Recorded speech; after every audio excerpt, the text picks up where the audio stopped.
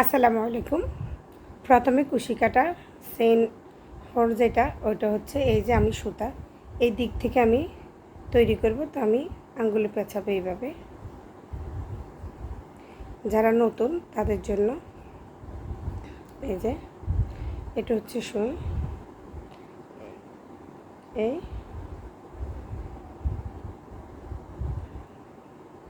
এই যে চেইন, এভাবে আমি তৈরি করতে থাকবো।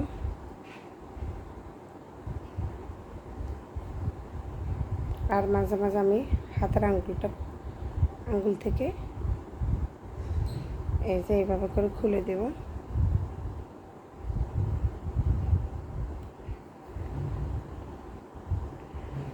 দেখছেন, এই যে আমি এই সুই দিয়ে এইভাবে করে ধরবো, আমি এইভাবে করে নিয়ে আসবো।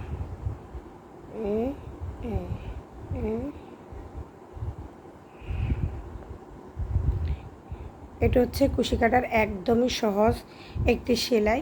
দেখুন, আবার আপনি যদি মানে সেলাইটা খুলে যেতে পারে। আমরা অনেক সময় কী করি, যখন বানাই তৈরি করি কোনো জিনিস, জামা কাপড় বা, তখন আমরা একটু ঘরটা একটু বড় করে এভাবে রাখে দিই। আর নয়তো বা এই যে খুলতে কিন্তু একদমই সহজ, দেখছেন খুলে গেছে। তো যাদের কুশি কাটা শেখার আগ্রহ আছেন বা মানে শিখবেন, তারা খুব সহজভাবে এটা শিখতে পারেন। চেইন ফোর যদি না জানেন, আপনি কোনো কিছুই তৈরি করতে পারবেন না।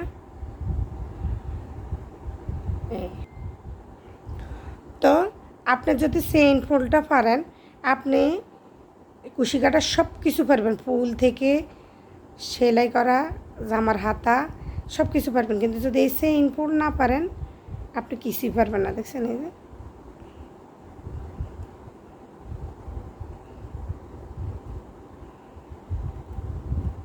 এই এই যে এখন আপনি এখান থেকে আবার ফুল তৈরি করতে পারবেন।